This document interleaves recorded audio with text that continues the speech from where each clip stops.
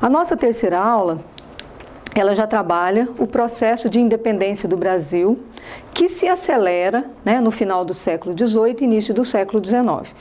Quais são os fatores que estão relacionados a isso? Então, na aula anterior a gente já viu, né, que já existia muita insatisfação por parte da classe, a elite brasileira e vários outros setores sociais do Brasil, com a exploração excessiva de Portugal em relação ao povo brasileiro. A cobrança abusiva dos impostos, principalmente na região mineradora, gera grandes descontentamentos, né? Então, a gente viu também que outras regiões do Brasil tinham sido basicamente abandonadas por Portugal, depois que começa o processo de mineração, e essa insatisfação com a coroa portuguesa vai acabar gerando essas inúmeras rebeliões. Nós vimos, então, as rebeliões nativistas, que a gente viu que não tinha aquele cunho separatista, e vimos também as rebeliões emancipacionistas. Nós falamos de as três mais importantes rebeliões que nós tivemos, né? Que foi a Inconfidência Mineira, a Conjuração Baiana e a Revolução Pernambucana. A Revolução Pernambucana, nós vamos tratar dela hoje de forma mais específica, porque ela faz parte da história, né, da vinda da família real para o Brasil, quer dizer, do governo joanino. Tá? Vamos começar então? Então, o nosso primeiro assunto aqui trata então do processo de emancipação do Brasil, ou do processo de independência, que está diretamente ligado à crise do sistema colonial. O nosso processo de independência, ele é bastante longo e controverso, né? Para muitos historiadores, a independência do Brasil, ela de fato tem início com a chegada da família real aqui em 1808. Por quê? Porque foi em 1808 que Dom João VI abre os portos às nações amigas, né? O Brasil vai adquirir uma liberdade para poder ter relações comerciais com outros países, quer dizer, ele vai abolir o pacto colonial. Então, para muitos historiadores, este processo já dava, né, a ideia de independência, mas que só vai culminar com a separação definitiva de Portugal em 7 de setembro de 1822. Então vamos ver quais foram os fatores que estão diretamente relacionados a esse processo de independência do Brasil. Então, na aula anterior nós falamos sobre isso, né? A queda do antigo regime vai abalar as estruturas econômicas da Europa. O antigo regime era aquele sistema que foi construído na Europa entre os séculos XV e XVI, em que os reis eram absolutos, em que a economia era mercantilista, e a gente via que a sociedade ela se mantinha estamental, era aquela mesma estrutura do período medieval, né? Essa estrutura do antigo regime, ela começa a ser contestada no século XVIII, com o advento do iluminismo, que passa a difundir as ideias liberais. Então, a própria burguesia, que era a classe que tinha dinheiro, mas não tinha nenhum tipo de, digamos assim, direitos políticos, né? Era uma classe que sustentava basicamente os seus países, mas que estava sempre aquém da política. Por quê? Porque durante o antigo regime, apenas a nobreza, que tinha títulos, né? Que tinha o privilégio de participar da vida política e de tomar as decisões. Então, a burguesia tinha o dinheiro, a burguesia movimentava a economia, mas não tinha o direito de decidir sobre o que fosse melhor para eles em termos econômicos, né? Porque as regras mercantilistas eram criadas pelos reis absolutos, elas eram extremamente rígidas e beneficiavam apenas os grupos que o rei determinava. Então, essa situação gera uma insatisfação muito grande por parte da burguesia. E durante o século XVIII isso passa a ser contestado. E o movimento iluminista é o movimento que vai difundir essas ideias. Então, o antigo regime começa a ser contestado a partir do iluminismo. E a gente sabe que o iluminismo vai acabar provocando grandes revoluções na Europa, né? Nós vamos ter a Revolução Americana, depois mais tarde a Revolução Francesa. Todos esses movimentos contestam o antigo regime, todos esses movimentos combatem, né, o absolutismo, o mercantilismo e a sociedade estamental. Mas o que vai definir a luta, de fato, da burguesia, que vai fortalecer a burguesia, vai ser a Revolução Industrial, que vai começar na Inglaterra, a partir da segunda metade do século XVIII.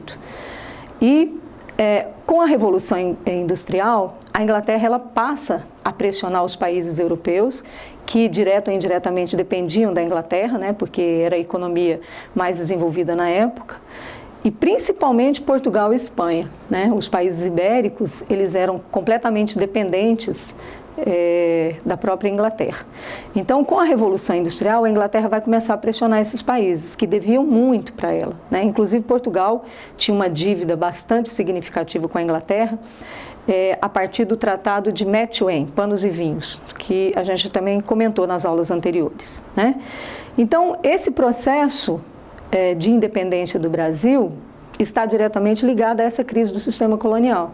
Por quê? Porque a Inglaterra não tinha interesse que os países europeus mantivessem colônias na América, porque as colônias estavam submetidas ao pacto colonial. Isso impedia que a Inglaterra fizesse comércio diretamente com essas colônias. Então a Inglaterra passa a pressionar esses países para poder conceder independência para essas colônias, para que ela pudesse, né, de fato comercializar com as colônias diretamente e, obviamente, ter muito mais lucros, né? Bom, e é nesse contexto de crise do sistema colonial que vai acontecer o advento da chegada da família real ao Brasil. Só que a chegada da família real ao Brasil está ligada diretamente, né, às guerras napoleônicas. Napoleão Bonaparte havia, né, se tornado imperador da França e tinha feito um decreto, né, em 1806, que é o famoso bloqueio continental, proibindo todos os países da Europa de fazer comércio com a Inglaterra, de comprar ou vender para a Inglaterra, né? Por quê? Porque a França era a maior rival econômica da Inglaterra naquele momento. E a França não conseguia, né, tomar os mercados da Inglaterra, porque a Inglaterra já estava, né, há praticamente 100 anos na frente da França em termos de industrialização. Então, Napoleão Bonaparte resolveu prejudicar a Inglaterra economicamente. Como ele não conseguia impedir a Inglaterra, ele resolveu impedir os outros países que eram bem mais fracos, né? Então, decretando o bloqueio continental. E Portugal, por não poder, óbvio, obedecer o decreto, né, de Napoleão, desrespeita o bloqueio continental. Por quê? Na época, Portugal estava sendo governado por Dom João VI. Ele tinha acabado de assumir o trono, era muito jovem, muito inexperiente, né, e muito dominado pelos ingleses, né, pelos políticos ingleses.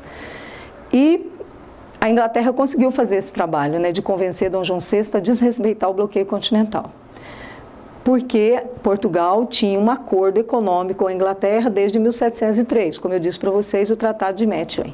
Se Portugal desrespeitasse o Tratado de Methuen, a Inglaterra poderia invadir Portugal.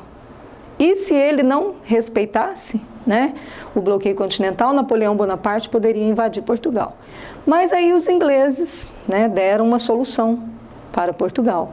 Qual que seria a solução? Se realmente Napoleão resolvesse invadir Portugal, que a Inglaterra iria escoltar toda a família real, né, e mais a corte portuguesa para o Brasil, que era a colônia mais próspera de Portugal naquele período, né? Então, é nesse contexto que a família real chega aqui, né? Então, aqui na própria aula a gente está vendo que a vinda da família real está diretamente ligada, então, às guerras napoleônicas e ao bloqueio continental, que foi decretado por Napoleão em 1806. E, obviamente, que isso está diretamente ligado à debilidade econômica de Portugal. Portugal devia muito para a Inglaterra, não tinha como não respeitar, e até porque, se esse comércio não continuasse entre esses dois países, a situação econômica deles ficaria, né, impossível de continuar sobrevivendo, porque a economia portuguesa era totalmente dependente da inglesa. E a chegada da família real aqui vai acelerar o nosso processo de independência. Vamos ver por quê, então, né? Então, a família real sai de Portugal, né, no final do ano de 1807 e chega aqui em janeiro de 1808, né? Dom João VI vai parar primeiro em Salvador, vai tomar várias medidas importantes, administrativas e econômicas, principalmente porque ele precisa cumprir, né, alguns acordos que ele já tinha firmado com os ingleses lá em Portugal. e depois ele se dirige para o Rio de Janeiro, né? Ele fica em Salvador e depois ele vai para o Rio de Janeiro, que na época já era capital, né? O Rio de Janeiro, a capital já tinha se transferido, né? Desde a época que começa o processo de exploração do ouro no Brasil. Bom, então, quais foram as medidas mais importantes de Dom João VI ao pisar no Brasil, ainda em Salvador? Então, ele toma muitas medidas. Ele vai tomar medidas administrativas importantes, medidas econômicas, medidas culturais. Vamos comentar cada uma delas, porque geralmente o Enem gosta de cobrar muito isso, né? Isso é um assunto que o Enem costuma trazer, né? Várias vezes. A história do Brasil é um dos pontos mais cobrados, né, dentro do vestibular. Então, olha aí, a primeira medida dele ao pisar em Salvador foi abrir os portos às nações amigas. O que isso significava, né? Abrir os portos às nações amigas. Quer dizer que o Brasil estava alcançando a autonomia administrativa para poder comercializar com outros países. Mas as nações amigas aqui, entre aspas, era quem? Na verdade, a única nação amiga naquele momento era a Inglaterra, porque os Estados Unidos ainda não era uma superpotência, ainda não estava, né, na fase de fazer comércio com outras nações. E os outros países na Europa estavam sob o domínio de Napoleão Bonaparte. Então é óbvio que essa ação de Dom João VI beneficiava apenas a Inglaterra. Isso Dom João VI fez em 1808. Por isso que muitos historiadores costumam afirmar que a nossa independência aconteceu em 1808 e não em 1822, porque em 1808 o Brasil já estava apto, né, a fazer comércio com outras nações. A segunda medida importante de Dom João VI neste mesmo ano, neste mesmo dia, foi a revogação de um alvará que tinha sido feito pela mãe dele, né, tinha sido decretado pela mãe dele em 1785. Esse alvará de Dona Maria, ela era chamada de Dona Maria Louca, né?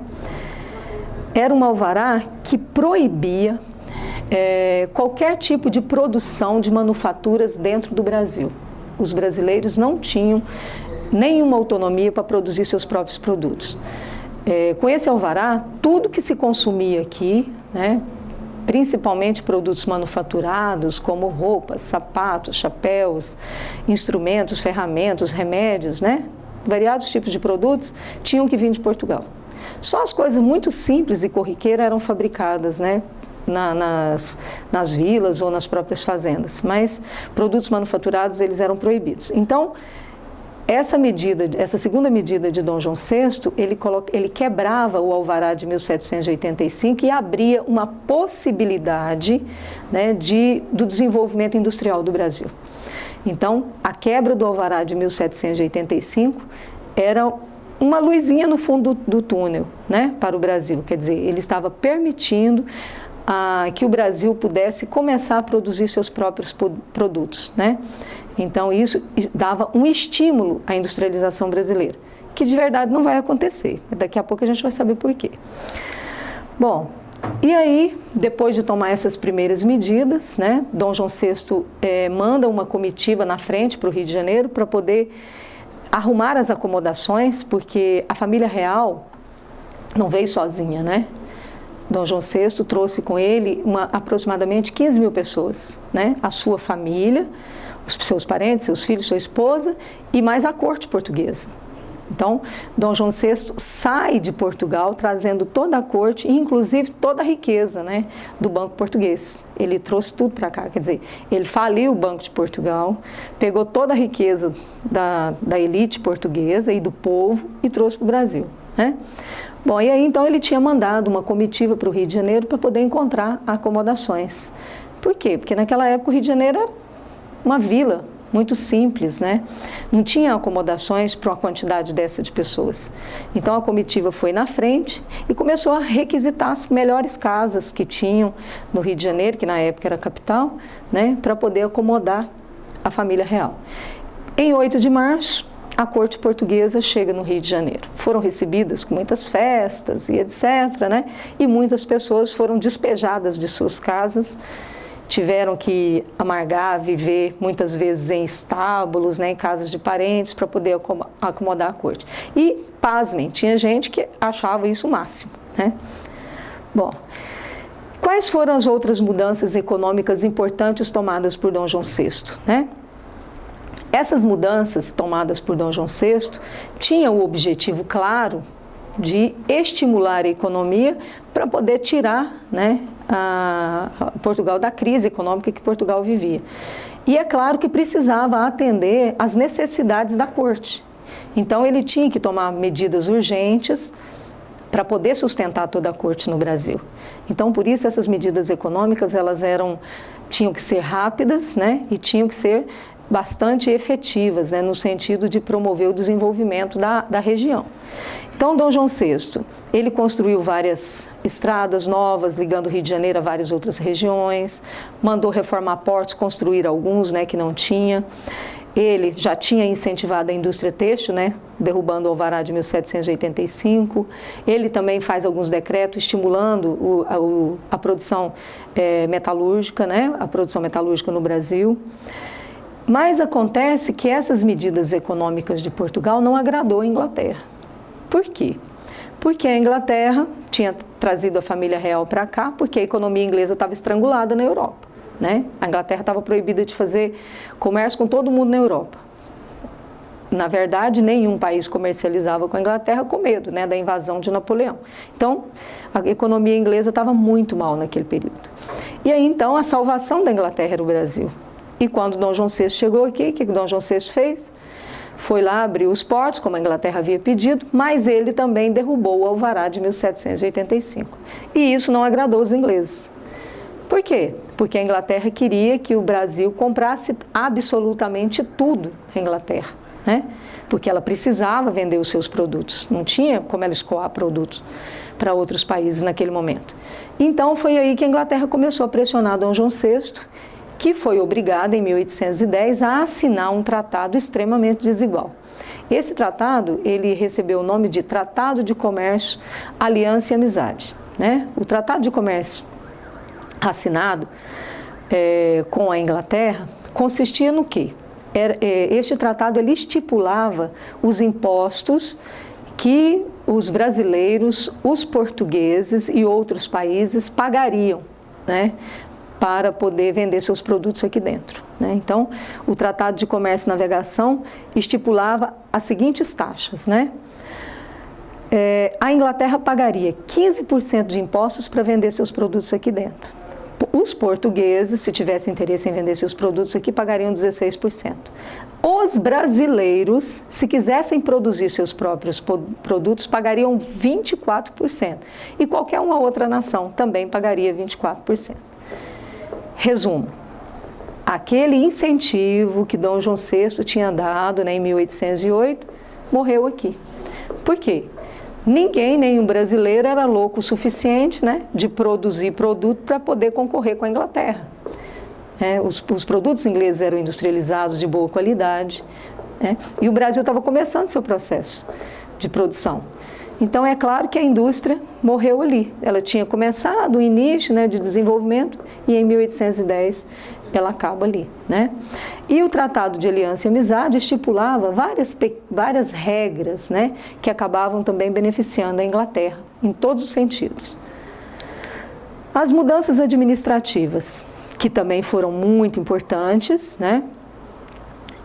Dom João VI, ele tinha que organizar politicamente para poder administrar Portugal daqui, né? E, obviamente, ele transferiu a corte, né? A Lisboa, toda a corte de Lisboa, toda a administração veio para cá, para o Rio de Janeiro. Então, o Rio de Janeiro se tornou a sede do governo português. Então, ele tinha que criar a estrutura política para poder governar. Foi aí, então, que ele cria os primeiros 3 ministérios, né? Que é o Ministério da Guerra, o Ministério da Marinha, da Fazenda, né? Depois ele vai criando outros ministérios, o Ministério do Interior, e à medida que vai tendo a necessidade, ele vai formando essa estrutura administrativa. Ele vai fundar o Banco do Brasil, né? Ele vai instalar a Junta de Comércio, que foi uma das exigências também da Inglaterra, né? Vai criar a Casa de Suplicação, que hoje é o Supremo Tribunal, né? Que na época era a mais elevada Corte de Justiça do Brasil, e vai tomar várias outras medidas culturais que nós vamos ver, Isso tudo foi feito entre 1808 e 1810, tá? Essas medidas administrativas. Mas em 1815, nós vamos falar disso um pouco depois lá na frente, o Dom João VI eleva o Brasil à condição de reino. Por quê? Qual era o interesse de Dom João VI elevar o Brasil à condição de reino unido a Portugal e Algarves? Bom, então, essa medida de Dom João VI está diretamente ligada às decisões do Congresso de Viena. O Congresso de Viena, que aconteceu em 1815, reuniu os 4 grandes países que haviam vencido Napoleão Bonaparte, A Inglaterra, a Rússia, a Prússia e a Áustria. Esses 4 grandes países se encontram em Viena, capital da Áustria, e lá eles tomam várias medidas.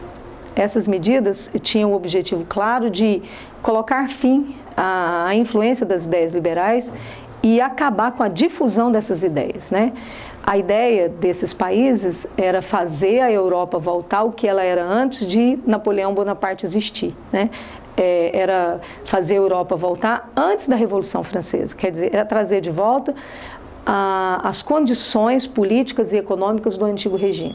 Essa era a ideia.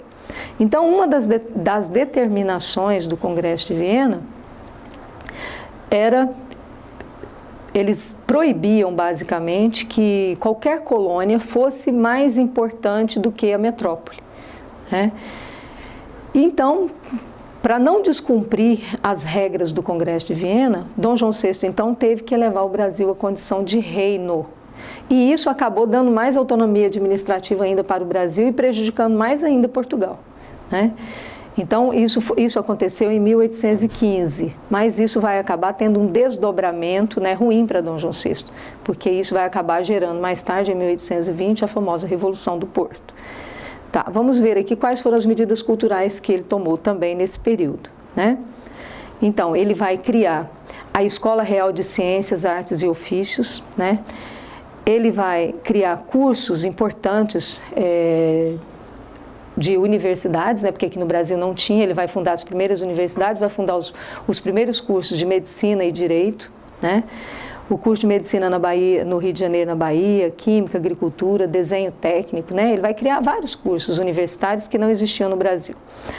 Ele vai fundar o Museu Nacional, a Biblioteca Real, o Observatório Astronômico, vai criar o Jardim Botânico, porque ele mesmo era botânico.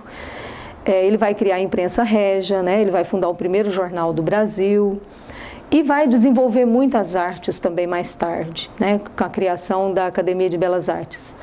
Mas todas essas medidas culturais e administrativas visavam o bem-estar da corte portuguesa. Ele não tinha muito interesse, não estava pensando no povo brasileiro. Essas medidas eram para poder dar um ambiente mais próximo do que era Portugal para a família real e para a corte portuguesa, porque eles vieram para um país que não tinha estrutura nenhuma, Então ele estava começando a criar a estrutura para que essas pessoas se sentissem mais acomodadas, melhor. Então essas medidas visavam isso. A ideia dele criar a Escola de Belas Artes está diretamente relacionado à ideia de dar uma cara ao Rio de Janeiro de cidade europeia, Em 1816 ele vai trazer essa comitiva para cá, de grandes artistas, na maioria deles franceses, que vieram com o intuito de transformar o Rio de Janeiro numa cidade com aparência de cidade europeia. Por que isso? Então essa é a ideia que eu falei para vocês, que era para dar uma ideia de que as pessoas estavam em outro país, mas era próximo daquilo que eles estavam acostumados a viver, A Academia de Belas Artes recebeu grandes artistas franceses, principalmente porque esses artistas estavam sendo muito perseguidos na França, porque Napoleão Bonaparte tinha sido preso, já estava fora da França, e muitos desses artistas eram fiéis políticos de Napoleão Bonaparte. E quando ele foi preso e derrotado, a oposição, quer dizer, as pessoas que apoiavam Napoleão Bonaparte foram perseguidas. Muitas tiveram que fugir, buscar asilo político, que foi o caso desses artistas. Então eles acabaram encontrando aqui no Brasil um refúgio, Bom, e nesse contexto, então, a família real chega no Brasil, né, toma muitas medidas econômicas e administrativas, visando principalmente o bem-estar da corte. Só que a situação econômica aqui para os brasileiros não ficou boa, né, gente? Por quê? Porque os impostos subiram abusivamente. A situação econômica do Brasil já era complicada, já era uma situação difícil, e ela vai se complicar mais ainda. Na época, o ouro já estava em decadência, o nosso açúcar sofria concorrência holandesa, né? E depois, mais tarde, vai sofrer também concorrência de outros países. O algodão brasileiro também já sofria a concorrência com o algodão americano. Então, os nossos principais produtos de exportação e o próprio ouro do Brasil não estavam dando os lucros, né, necessários para poder manter a suntuosidade da corte portuguesa. Então, os impostos eles eram elevados, né, constantemente. E o Brasil agora era obrigado a sustentar toda essa corte, né? Toda essa população lá, era o povo, através dos impostos, é que tinha que dar conta. Então, isso vai gerar muita insatisfação, né? Muita insatisfação. Principalmente no Nordeste, onde a situação econômica era pior ainda, por conta da seca, né? Por conta da miserabilidade, por conta do descaso do governo. Todas essas situações vão gerar, então, inúmeros revoltas, né? E movimentos demonstrando que realmente a população não suportava mais aquilo, né? Então, a vinda da família real é um dos fatores que aceleram, né, a nossa independência, com certeza. Então, entramos aqui na crise e fim do período joanino, né, do governo de Dom João VI. O governo de Dom João VI, ele começa então em 1808 e termina em 1821. Agora, a crise começa a se aprofundar em 1815. Com a elevação do Brasil à condição de Reino Unido. Por quê? Porque isso vai piorar a condição dos comerciantes portugueses, porque vai dar ao Brasil uma autonomia de fazer comércio diretamente com a Inglaterra, né? Eles não precisam mais agora passar por Portugal. Então, os brasileiros podem vender diretamente para os ingleses e os ingleses vender diretamente para o Brasil. E os comerciantes portugueses acabaram prejudicados com isso. Então, a situação de Portugal se deteriora mais ainda. E os portugueses já estavam muito insatisfeitos. Por quê? Porque o rei tinha fugido para o Brasil, tinha abandonado o seu povo e tinha roubado os portugueses, né? E agora tirou a galinha dos ovos de ouro, que era o Brasil. Quer dizer, então a insatisfação lá era muito grande. E aqui as coisas não eram melhores, né? Por conta da suntuosidade da corte, os impostos vinham aumentando e ele teve que criar toda uma situação, né, administrativa e política para poder montar o governo no Brasil, e isso demandava muitos gastos, por isso os impostos cada vez mais altos. Bom, é nesse contexto então que o governo dele entra em crise de fato, né? Então o Brasil vai caminhando aceleradamente para o processo de independência. E foi nesse período que aconteceu a Revolução Pernambucana. A Revolução Pernambucana é o terceiro movimento emancipacionista. Lembra que nós falamos da Inconfidência Mineira e falamos da Conjuração Baiana, né? A Revolução Pernambucana é o terceiro movimento. Mas não sei se vocês se lembram que nós falamos que a Inconfidência Mineira e a Conjuração Baiana não aconteceram. Esses movimentos não saíram do papel. Agora, a Revolução Pernambucana, essa sim, essa chegou a acontecer de fato, né? Durou aproximadamente 3 meses e foi um movimento, né, que balançou Pernambuco, tá? E que, obviamente, né, balançou também a estrutura do governo de Dom João VI, que teve que ter gastos suficientes para conter o movimento, né? Então, quais foram as causas? Então, como eu já disse para vocês, a primeira causa, os pesados impostos, né? A excessiva centralização política, né, da capital, e a grande seca que tinha acontecido, né, no ano de 1816 e que tinha piorado ainda mais a situação do povo nordestino. A seca era recorrente, né, mas no ano de 1816 ela tinha sido terrível. As pessoas tinham perdido basicamente todas as suas colheitas, né, os seus animais, e a situação de miserabilidade era muito grande, né? Era uma situação de pobreza extrema. E o governo não tomava nenhum tipo de providência.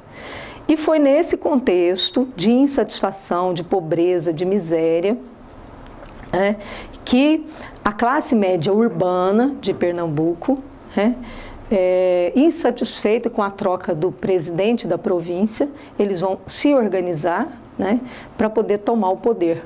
Eles conseguem tomar o poder, expulsam o presidente da província e pedem ajuda, né, às outras capitanias nas proximidades, Paraíba, Alagoas, Ceará, e a ideia era separar o Brasil de Portugal e tornar o Brasil um país republicano, quer dizer, aos moldes dos Estados Unidos. Eles queriam, né, uma espécie de república federativa. Mas aí as tropas de Dom João VI, né, se organizam. Dom João VI vai acabar contratando alguns soldados mercenários ingleses para conter o movimento. Esse movimento acaba sendo massacrado, né, e os líderes do movimento acabam sendo presos.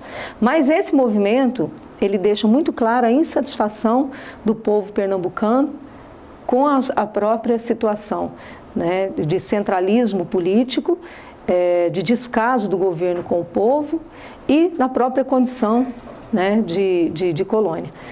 E é claro que também essa situação não era só no Nordeste, mas no Nordeste era pior. Existia também um sentimento de xenofobia muito forte nessa época contra os portugueses. E no Nordeste era mais forte. Por quê? Porque os portugueses naquela região, eles tinham monopólio do comércio, né? Então, eles que mandavam nos produtos, né, nos armazéns, eram eles que compravam os produtos dos brasileiros e os brasileiros só podiam vender para eles ali, né, dentro. Os portugueses que viviam no Brasil, eles acabavam tendo o monopólio, o direito exclusivo de fazer esse comércio. Então, eles acabavam sempre sendo beneficiados. E naquela situação de miséria e pobreza, o ódio das pessoas aumentava ainda mais, né, para a população. Então, isso também colabora, né, para que ocorra a Revolução Pernambucana. Então, a Revolução Pernambucana, ela acaba balançando ainda mais a estrutura do governo de Dom João VI, né, que já não era bom, que já estava sendo contestado de todos os lados, né? A insatisfação no Brasil já era muito grande. E é aí que em 1820 estoura em Portugal, na cidade do Porto, a famosa Revolução Liberal do Porto.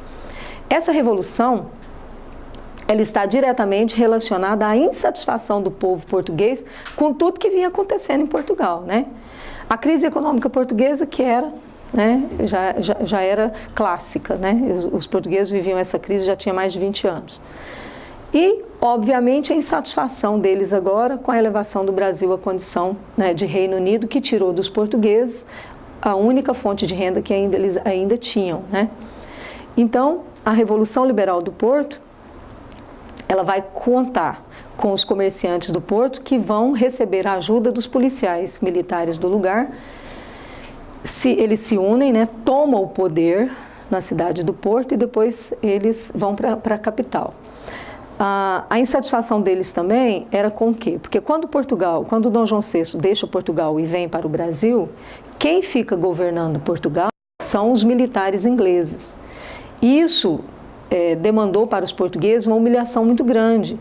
Por quê? Dom João VI veio embora com a família real, né? Tinha roubado, tinha abandonado o povo e ainda deixou militares ingleses para governá-los, né? Quer dizer, não escolheu uma administração portuguesa para ficar governando o país. Então isso era muita humilhação para eles. Aí, para piorar, Dom João VI vai lá e eleva o Brasil à condição de reino, né? Tira deles a fonte de lucros que eles ainda tinham. Então, o absolutismo de Dom João VI, a crise econômica recorrente de Portugal, a presença dos militares ingleses em Portugal, a situação econômica super difícil, né? A influência das ideias liberais na Europa, tudo isso, então, faz explodir a Revolução Liberal do Porto, né? Bom, quais são as consequências disso na independência do Brasil? Qual que é o reflexo direto da Revolução Liberal do Porto na nossa independência? Então, os revolucionários, ao tomar o poder, eles expulsam os ingleses de Portugal. E, naquele momento, eles exigem o retorno imediato da família real para Portugal. E mais ainda, eles não aceitam mais o absolutismo de Dom João VI. Eles impõem a seguinte condição, que quando o rei voltasse, ele teria que assinar uma carta constitucional, se submeter às cortes portuguesas, né? E, obviamente, colocar fim ao seu absolutismo. Naquele momento, eles estavam transformando Portugal em uma monarquia liberal e parlamentar. tá? Bom, e como que isso refletiu no Brasil? Qual que foi o reflexo disso no Brasil? E aqui no Brasil é óbvio, né, que a notícia não foi muito bem recebida. Por quê? Porque a Revolução do Porto, ela tinha dois caráteres. Para os portugueses, ela era uma revolução liberal, né? Uma revolução que estava mudando a estrutura política de Portugal para melhor. Mas para o Brasil, ela era extremamente conservadora, né? Por quê? Porque eles exigiam que o Brasil voltasse à condição de colônia, que o Brasil voltasse ao que ele era antes de 1815. Então, daqui a pouquinho nós vamos falar sobre isso. Beijinho para vocês. Certo, aqui, né? Essa deu 15 minutos? 20 minutos? 40.